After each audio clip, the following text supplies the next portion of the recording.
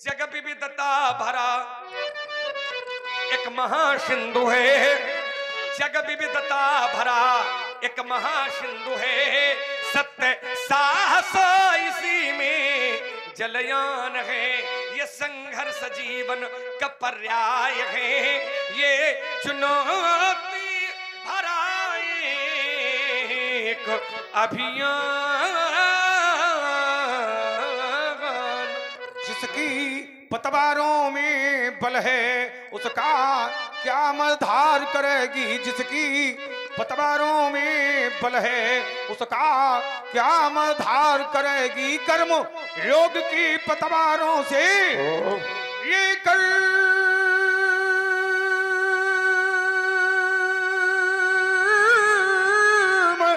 योग की पतवारों से कर्णधार हो नाव खे रहा, मच्छ बहुत आते टकराते पर मैं मूंछों पर ताव दे रहा। ये सम संयम से चित्त युक्ति का सृष्टि स्वयं श्रृंगार करेगी, जिसकी पतवारों में बल है उसका क्या मधार करेगी। किसी विपत्ति से घबराना हे मानो की पहली असफलता, मणिमाणिक उसको है मिलते जो गहरे पानी में धंसता। डूब गया तो मुक्ति नहीं फिर ये नाव धार के पार लगेगी, जिसकी पतवारों में बल है उसका क्या मधार करेगी। किसी विपत्ति से घबराना या आंधी तूफानों में मेरे अंतस के दीप जला करते हैं, तट पर नहीं बीच धारा में दृढ़ संकल्प ढला करते हैं। क्या भविष्य की भीति हमारे ये वर्तमान को मार सकेगी, जिसकी पतवारों में बल है उसका क्या मधार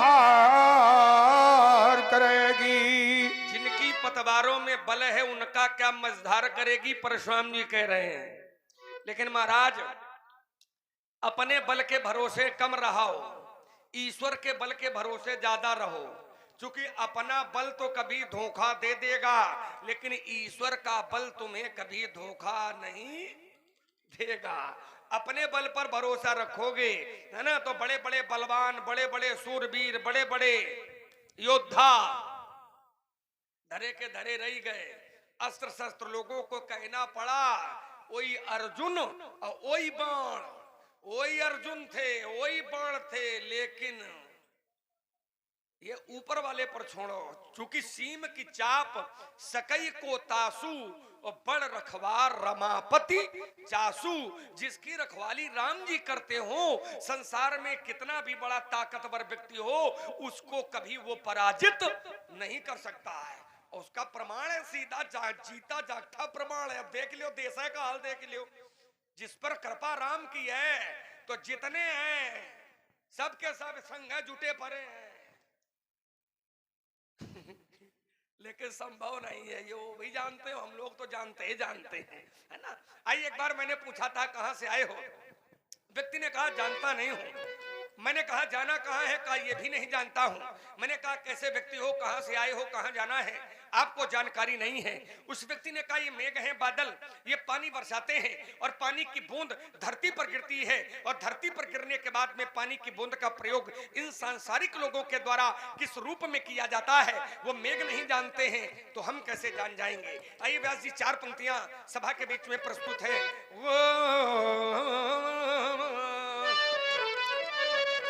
कहां से आए यह विकास जी, कैसे आए किसी को ये मालूम नहीं, कहां से आए कैसे आए किसी को ये मालूम नहीं, और कौन बूंद मोती बन जाए ये इन मेघों को मालूम नहीं। प्रातः काल होते ही पक्षी ये दाना चुगने चल देते हैं। मित्रों, कवि ने पक्षी शब्द का प्रयोग किया है और ये पक्षी शब्द और किसी के लिए नहीं है, पक्षी का अर्थ हम सभी लोगों के लिए है। प्रातः काल होता है, हम सभी लोग अपने अपने घरों का त्याग कर देते हैं, परिश्रम करते हैं और उस परिश्रम के बदले में जो धन मिलता है उस धन से हम सभी लोग अपने अपने परिवार का उदर पोषण करते हैं। कवि ने कहा ये प्रातः काल होते ही पक्षी ये दाना चुगने चल देते हैं, छोड़ घोंसले में बच्चों को इस जीवन की नैया खेते हैं, लेकिन ये प्राण पखेरु कब उड़ जाएं। व्यक्ति घर से निकला और शाम तक नहीं पहुंचा तो व्यक्ति के परिवार वाले चिंता करते हैं। छोटे छोटे बच्चे अपनी माँ के पास जाते हैं और माँ से कहते हैं मैया पिताजी सुबह निकले थे, रात हो गई, अभी वापस नहीं आए। समाज के यही वयोवृद्ध जन कहा करते हैं कि व्यक्ति घर से निकले तो मित्र यह ठिकाना नहीं होता कि शाम को सुरक्षित आएगा अथवा नहीं आएगा। और तभी तो कवि ने कह दिया कि ये प्राण पखेरु कब उड़ जाएं, ये उन बच्चों को मालूम नहीं, कौन बूंद मोती बन जाए इन मेघों को मालूम नहीं। दो अनजाने राही देखो, अनजाने अनजाने कहते हैं परिचित, राही राही कहते हैं मार्ग में चलने वाले व्यक्ति को। कवि ने कहा एक नहीं है दो है। विद्वानों ने कहा अगर दो है तो दो में कौन कौन है, तो कवि ने कहा कि एक का नाम है बर और दूसरे का नाम है कन्या। बर और कन्या ये दो अनजाने राही। एक अवसर आता है इनके जीवन काल में, कौन सा, जब ये दाम्पत्य सूत्र में बंधते हैं तो अनजाने राही एक दिन दाम्पत्य सूत्र में बंधते हैं और साथ न छोड़ेंगे जीवन में ऐसी कसमें खाते हैं, लेकिन कौन सा साथी कब छूट जाए। न पत्नी को मालूम है कि पति पहले जाएगा और न पत्नी को मालूम है, न पति को मालूम है कि संसार की लड़ाई में क्या पत्नी का साथ पहले छूटेगा। और तभी तो कवि ने कह दिया कि कौन सा साथी कब छूट जाए ये दंपति को मालूम नहीं, कौन बूंद मोती बन जाए इन मेघों को मालूम नहीं। ऋषि दधीच का दान विश्व में, ऋषि दधीच का दान विश्व में अमृत का वरदान हो गया। शिल्प कलाकारों के द्वारा अब पत्थर भी भगवान बन गए। एक मार्ग में पत्थर पड़ा हुआ था, राहगीर निकलते थे, उस मार्ग पर पैर रख करके निकल जाते थे, अवशिष्ट पदार्थ फेंक देते थे, लेकिन एक मूर्तिकार का ध्यान उस पत्थर की ओर गया। मूर्तिकार ने उस पत्थर को उठाया और उसमें भगवान की आकृति का निर्माण कर दिया और एक वृक्ष के नीचे रख दिया। तो जिस पत्थर पर लोग अवशिष्ट पदार्थ डालते थे, जिस पत्थर पर लोग पैर रख करके निकल जाते थे, उस पत्थर पर आज अवशिष्ट पदार्थ नहीं, आज तो गंगा की धार और दूध की धार चढ़ने लगी। तो कवि को कहना पड़ गया कि कौन शिला शंकर बन जाए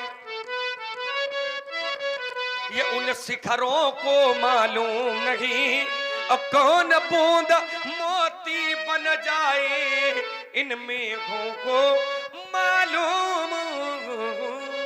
ये नारी छूट गई जब नर की। और आप हैं श्री हरनारायण सिंह जी की चाची जी की ओर से पुनः 101 पुष्प मुद्राएं श्री परशुराम जी लक्ष्मण जी के चरणों में प्रदत्त हैं।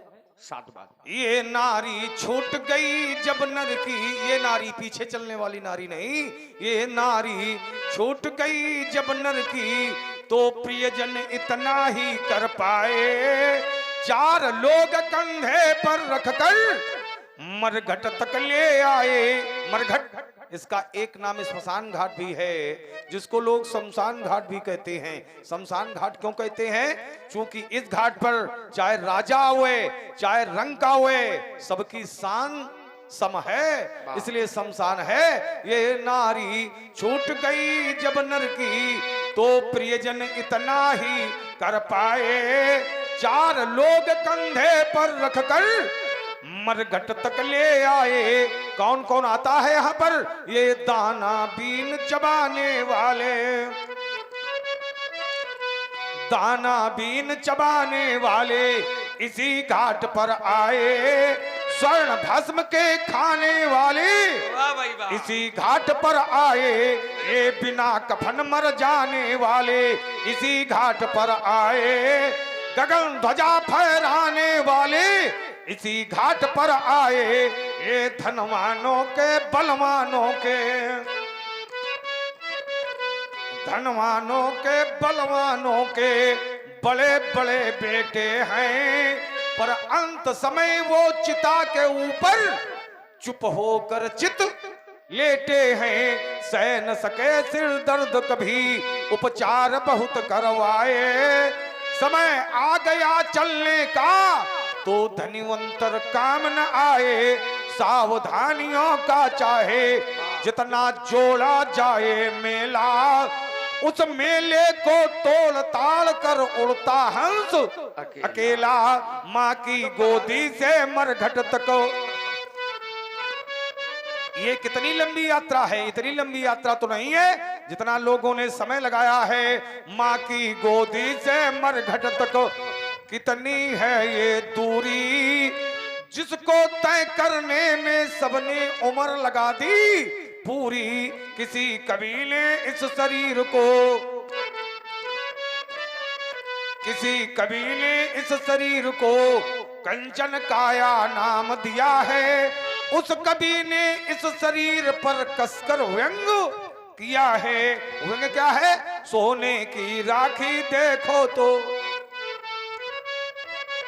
ऊंचे दामों में बिकती है, पर हार मानो तेरी राखी उड़ी उड़ी फिरती है। ये उसने व्यंग किया है। बहुत सुंदर। हाँ बोलो प्यास जी, फिर एक गीत और पढ़ते हैं। और आप हैं श्री रमेश सिंह जी परिहार, आपकी ओर से 101 पुष्प मुद्राएं भगवान परशुराम जी और लक्ष्मण जी के चरणों में प्रदान है। साधुवाद। और आप हैं श्री जय सिंह यादव जी, 51 पुष्प मुद्राएं आपकी ओर से भी दोनों विद्वानों के चरणों में। साधुवाद। महाराज जी ने कहा एक कवि ने इस शरीर को कंचन काया नाम दिया है। उस कवि ने इस शरीर पर कस करके व्यंग किया है। व्यंग क्यों किया है कि सोने की राखी को देखो ऊंचे दामों में बिकती है, लेकिन हाय रे मानो तेरी राखी उड़ी उड़ी फिरती है। मनुष्य की राख का मूल्य ये कभी नहीं बता सकता है। मनुष्य की राख का मूल्य यदि कोई जानना चाहे, हाँ तो बोलो भैया। और आप हैं कामता भैया की माता जी की ओर से ये 201 पुष्प मुद्राएं भगवान परशुराम जी और लक्ष्मण जी के चरणों में समर्पित हैं। साधुवाद। मनुष्य की राख का मूल्य साधारण कभी नहीं बता सकता है। जैसे कोई सब्जी बेचने वाला हो और सब्जी बेचने वाले के पास में तुम मणि लेकर के जाओ और सब्जी बेचने वाले से कहो कि मणि का मूल्य बताओ, तो ईमानदारी से सोचिए सभी लोग कि सब्जी बेचने वाला क्या मणि के मूल्य को बता पाएगा? सब्जी बेचने वाला क्या मणि के मूल्य को बता पाएगा? मणि के मूल्य को सब्जी बेचने वाला नहीं बताएगा। हम मानसकार व्यास जी कहते भी हैं, क्या कहते हैं? सोमोशन कही जात न कैसे, सोमोशन कही जात न कैसे, साक बनी को मनी गुण गान जैसे। सोमोशन सोमोशन कही जात न कैसे, जात न कैसे। और ये गुप्त दान 100 पुष्प मुद्राएं भगवान परशुराम जी लक्ष्मण जी के चरणों में, और पुनः श्री हन्नारायण सिंह जी की चाची जी की ओर से 101 पुष्प मुद्राएं दोनों विद्वानों के चरणों में, कुछ कहे ना। और श्री रमेश सिंह जी 500 पुष्प मुद्राएं आपकी ओर से हमारी समिति के लिए, श्री देवी दीन जी परिहार 51 पुष्प मुद्राएं आपकी ओर से, और 501 पुष्प मुद्राएं श्री विशंभर सिंह जी परमार आपकी ओर से भी 501 पुष्प मुद्राएं हमारी अपनी रामलीला समिति के सहयोग के लिए प्रदान हो रही हैं। बहुत बहुत धन्यवाद। व्यास जी जी एक तो बंद हो गया, तो मुझको एक महापुरुष के दो वाक्य थे वो याद आ गए, कुछ कहे न गए छोड़ चले गए। तो मनुष्य की राग का मूल्य कोई साधारण कवि नहीं बता सकता है। सोमोसन कही जात न कहीं से, जात न कहीं से, शाक बनी को मनी गुण गान जैसे। सोमोसन कही जात न कैसे, न जात न कैसे, शाका बनी का मुनि गुण गण। अरे मनुष्य की राग का मूल्य किसी को जानना हो तो शंकर भगवान से जाना है। सुकृति संभूतन, जो कि द्वादश ज्योतिर्लिंग है, और द्वादश ज्योतिर्लिंग में एक पीठ ऐसी है जहां की आरती ही चिता भस्म से होती है।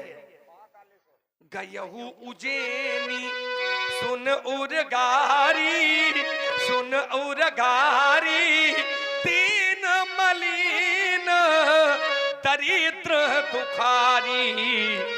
गयहू उज्जैनी, मानसकार ने उज्जैनी शब्द प्रयोग किया है। उज्जैनी का अर्थ उज्जैन से है ना। उज्जैन में एक दरबार है भोले बाबा का, क्या नाम है? महाकाल, है ना। तो महाकाल की जो आरती होती है वो चिता भस्म से ही होती है। और तभी तो आचार्य कहते हैं ना कि सुकृति संभूतन विमल विभूति, विमल विभूति, मंजुल मंगल मोद प्रसूति। भवभूत अंग मसान की सुमिरत सुहावन पावनी, पावनी हाँ पावनी। भगवान के शरीर पर जो राख भोलेनाथ का श्रृंगार होता है वो चिता भस्म से होता है। अच्छा लगा, बहुत लोगों ने परशुराम जी को के चरणों में धन समर्पित किया, हमको भी बहुत लोगों ने दिया, समिति के लोगों को भी दे रहे हैं, देना चाहिए भी, क्योंकि उनका धर्म है, गांव का उत्सव है। क्योंकि शास्त्र कहता भी है राजनीति बिन धन बिन धर्म, बिना नीति के राज्य नहीं होता है, राज्य नहीं चलता है। अब बिना धन के मित्र अब धर्म भी नहीं होता है। क्योंकि ये एक व्यक्ति का तो कार्य है नहीं, ये तो सार्वजनिक कार्य है, सबका कार्य है। क्योंकि राम सबके हैं, है ना, राम सबके हैं। तो जब राम जी सबके हैं तो लीला व्यक्तिगत या व्यक्ति विशेष लोगों की लीला नहीं है, लीला सबकी है, जितने सनातन धर्मावलंबी हैं। और जब लीला सबकी है तो लीला में सबको सहयोग करना भी चाहिए। क्योंकि धन की 3 गतियां होती हैं, दान भोग नाश। ध्यान देना भैया, थोड़ा बाद में कर लेते हो। धन की 3 चाचा, तीन चाचा, गतियां। ये बीड़ी बंद कर दो चाचा, अरे नहीं, बंद कर दो चाचा सही है, बीड़ी। धुआं देख प्रदूषण के रहा। हाँ, ये कोई बात नहीं, गैस चलो बन रही होगी ना चलो, चाचा नहीं की। कम से कम तो इसका प्रयोग करें तो यहाँ से हट करके कर लें। हम इसलिए हमने रोका है व्यास जी, क्योंकि जब यज्ञ होते हैं तो यज्ञ के धुआं से मेघ बनते हैं, तो मांगे बारिद दें जल। जब आवश्यकता होती है तब जल वृष्टि होती है। अब आजकल यज्ञों का धुआं कुछ कम हो गया है, इसका धुआं ज्यादा हो गया है, तो ये बादल भी नशीले हो गए हैं। जब बरसना होता तब नहीं बरसते हैं, जब नहीं बरसना होता है तब बरसते हैं। तो हमारा आग्रह है कि अब बीड़ी न उठाओ, हाँ, बीड़ा अब उठाओ बीड़ा, कि हमारा समाज नशा मुक्त हो। ये बीड़ा उठना चाहिए। बहुत सुंदर। चलो कम से कम स्वीकार किया चाचा। अरे नहीं, क्यों नहीं, बुजुर्ग लोग नहीं स्वीकार करेंगे तो कल लौंडे वाले धन्यवाद है। स्वीकार करना चाहिए। क्योंकि आपने कहा कि ये तो मांगे बारिद दे ही जल, हाँ, मांगे बारिद माने बादल, दें जल पानी देते थे। कब?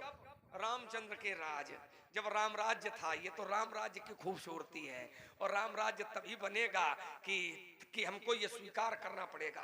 क्या व्यास जी? 2 पंक्तियां हैं व्यास जी। लीला की पर्याप्त नहीं है, लीला की पर्याप्त नहीं है।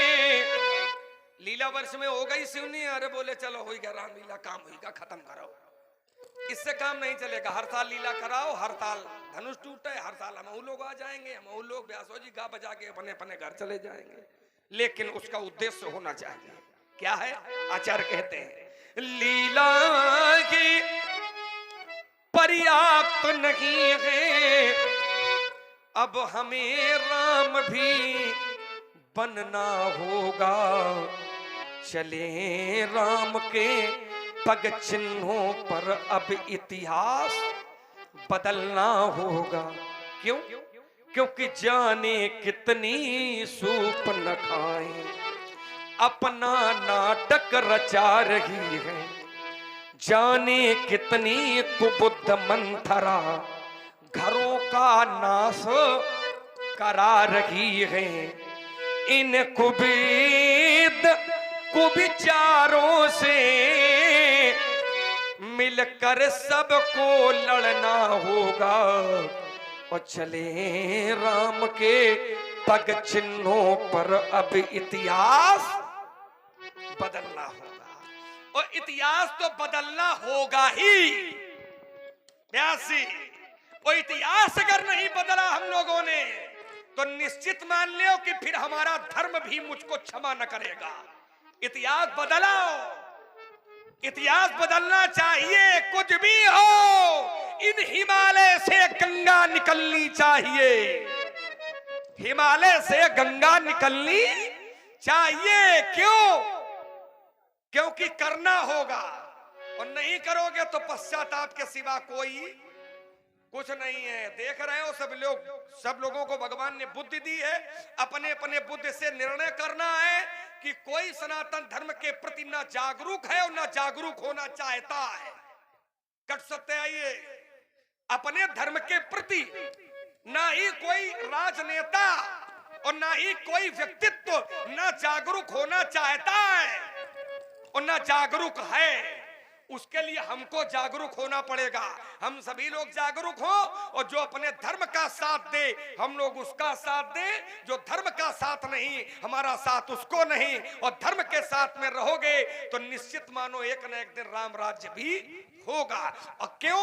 क्योंकि 4 पंक्तियां व्यास जी प्रस्तुत है। लीला जरूरी है, लीला हो अच्छा है, लेकिन बिना धन के नहीं हो सकता है।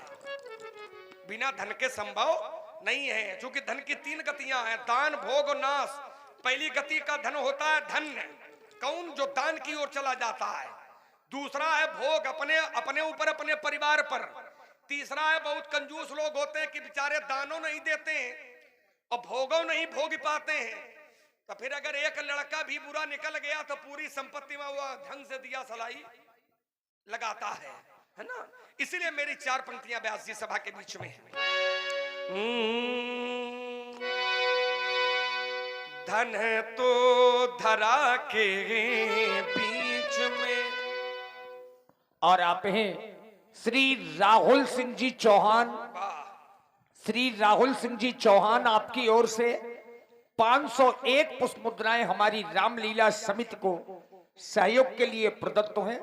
बहुत बहुत साधुवाद श्री राहुल सिंह जी चौहान जी को, बहुत बहुत धन्यवाद। चलो कम से कम चौहान जी ने हमारी बात कहने की लाज रख ली, सहयोग दिया, अच्छा लगा। क्यों दिया? क्योंकि शास्त्र कहता है व्यासी जंगल हो रहा जंगलम। धन तो धरा के बीच में सबका धरा रह जाएगा।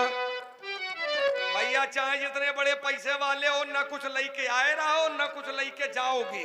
एक बात बता दें, जब आए थे धरती में पहली बार तो पहला स्नान दूसरे लोगों ने करवाया था।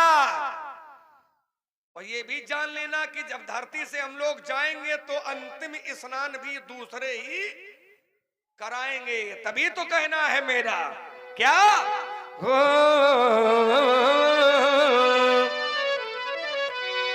धन तो धरा के बीच में सबका धरा रह जाएगा। ले लो व्यास जी, अपना भी ले लो।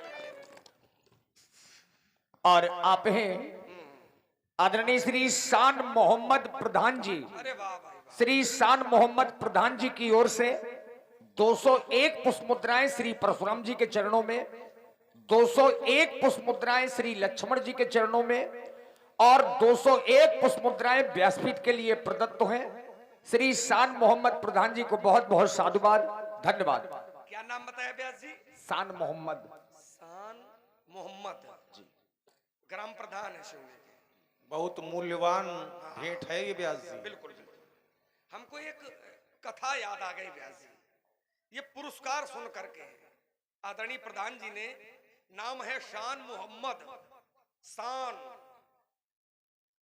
मोहम्मद, मुस्लिम समुदाय से हैं। और कथा भी हमको एक अपने पूर्वजों की याद आ गई, और शान मोहम्मद जी के पूर्वजों की याद आ गई। एक बार अपने पूर्वज महाराजा तुलसी, कविकुल चूड़ामणि गोस्वामी तुलसी की बात कर रहा हूं, गोस्वामी तुलसीदास जी की। एक बार इनके पास एक जुल्हा गया, जुल्हा कहते कपड़े पीनने वाले को। गोस्वामी तुलसीदास जी के पास गया कपड़ा पीनने वाला, उसने कहा कि प्रभु हमको कुछ धन दे दीजिए, हमको अपनी बेटी का विवाह करना है। तुलसी ने कहा कि देखो तुम मेरे पास धन देने के लिए आए हो, लेकिन दुर्भाग्य ये है कि मैं तो संत हूं, मेरे पास धन तो नहीं है, तो मैं तुम्हें धन कैसे दे दूं। तो जुल्हा निराश हो गया। तो तुलसीदास जी ने कहा कि देखो तुम निराश न हो, हमारे पास धन नहीं है, लेकिन हमारे एक मित्र हैं, उन मित्र का नाम है अब्दुल रहीम खान खाना।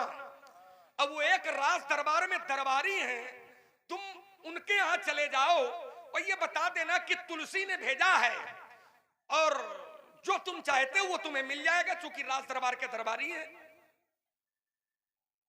तो जो ये जुल्हा चलने लगा तो आचार्य तुलसी ने कहा कि ऐसा करो, जा तो रहे हो, लेकिन हो सकता है पहचानने में तुमको कोई समस्या हो जाए, तो मैं एक पत्र लिखे दे रहा हूं। तुलसी ने कलम उठाई और कागज पर एक प्रश्न लिखा व्यास जी। प्रश्न क्या था? चिंतन था आचार्य तुलसी का। और तुलसी ने कहा, क्या कहा व्यास जी? धूल उड़ावत गज चलत, कहा रहीम के ही काज। हाथी चलता है, धूल उड़ाते हुए चलता है, कहा रहीम, अरे रहीम के ही काज। इसका कारण क्या है? ये प्रश्न लेकर के जुल्हा अब्दुल रहीम खान खाना के पास गया। उसने कहा मुझे तुलसी ने भेजा है, बोले बताओ समस्या का। मुझको अपनी बेटी का विवाह करना है, कुछ मुद्राएं। तो राज दरबार के दरबारी थे, आदेश हो गया, मुद्राएं मिल गई कि बेटी का विवाह करना है। और चलने लगा तो उसने कहा कि ये एक पत्र भी लिखा था तुलसी ने। तो जो ही पत्र को देखा तो पत्र क्या था? उसमें एक प्रश्न था कि धूल उड़ावत गज चलत, और कहा रहीम के ही काज। तो तुलसी ने अब्दुल रहीम खाने ने अपनी कलम उठाई और नीचे उसका उत्तर लिख दिया। प्रश्न था कि धूल उड़ावत गज चलत, और कहा रहीम के ही काज। तो रहीम जी ने नीचे उत्तर लिख दिया कि जेहि मुनि पत्नी तरी, जेहि रज मुनि पत्नी तरी, सोई ढूंढत गजराज। जिस चरणों की रज से गौतम पत्नी अहल्या का उद्धार हो गया है, उसी चरणों की रज ये हाथी भी ढूंढता हुआ घूम रहा है। मेरे कहने का आशय केवल इतना है कि हम लोगों के जो सनातन धर्मावलंबी हैं, उनके पूर्वज, हम लोगों के पूर्वज हैं आचार्य तुलसी और शान मोहम्मद प्रधान जी के पूर्वज हैं अब्दुल रहीम खान खाना। तो हमारे पूर्वजों का मान रखने के लिए रहीम जी ने उस समय स्वर्ण मुद्राएं दी थी, तो आज शान मोहम्मद ने रामलीला कमेटी सिवनी को भी सहयोग दिया है और लक्ष्मण परशुराम जी के चरणों में अपनी श्रद्धा समर्पित की है। तो वहां पर भी इनके पूर्वजों ने, हम लोगों के पूर्वजों का सम्मान किया था। आज भी शान मोहम्मद जी ने परशुराम जी का और रामलीला का सम्मान करके अपने धर्म को सच्चे अर्थों में उजागर किया है, क्योंकि धर्म यही सिखाता है। धर्म किसी का भी हो, बैर नहीं सिखाता। जो लोग कहते हैं ऐसा ऐसा लिखा है, ऐसा ऐसा लिखा नहीं है, सब पागलपन का पढ़ा हुआ है, वो लिखा है ही नहीं, अपने मन से ये लोग पढ़ा रहे हैं। जो लिखा है, जो सच्चे लोग हैं वो जानते हैं, जितना शिक्षित वर्ग का मुस्लिम है वो जानता है कि जो कहा जा रहा है वो लिखा नहीं है, ये केवल इनका बनाया हुआ है। इसीलिए शान मोहम्मद जी ने लीला का सम्मान किया है। बहुत बहुत साधुवाद है। धर्म कभी भी तोड़ता नहीं है और सदैव जोड़ता है, जोड़ने का काम धर्म करता है। आप हैं आदरणीय श्री जगन्नाथ भगत जी, आपकी ओर से 2100 पुष्प मुद्राएं, 2100 पुष्प मुद्राएं हमारी रामलीला समिति को छोटी गुड़िया जी की विदाई के लिए 2100 पुष्प मुद्राएं समर्पित की हैं। साधुवाद। 2 दिन में 2100। हाँ बोलो प्यासी। और आप हैं श्री तुलसीदास यादव जी, जो इस समय लाइव प्रसारण भगवान की लीला को देख रहे हैं, जयपुर राजस्थान से। आपकी ओर से भी 101 पुष्प मुद्राएं सुंदर संवाद में प्रदत्त हैं। साधुवाद। आइए 4 पंक्तियां प्रस्तुत हैं और इसके बाद में महाराज जी की वाणी का आनंद लें। कुछ महाराज जी अगर कोई चिंतन हो तो आप कह सकते हो, हम लोग सकते हैं। धन तो धरा के बीच में सबका धरा रह जाएगा, पशु भी बंधे। व्यासी हम लोगों की विदाई वाले भैया आए थे, दे गए माता जी, है ना, गुड़िया रानी की हो गई। आप वाला को नहीं आ पा रहे, ऐसा जाइएगा। हाँ तो ठीक है, नहीं ऐसा जाने नहीं पाओगे तुम, चिंता न करना, यहाँ स्वयं इतना कलाकार है, सब सहयोग कर देगा तो तुम्हारा काम हो जाएगा। धन तो धरा के बीच में सबका धरा रह जाएगा, पशु भी बंधे रह जाएंगे, जब अंत का दिन आएगा। नारी लगे प्यारी तुम्हारी, नारी लगे प्यारी तुम्हारी, तुम्हें देखती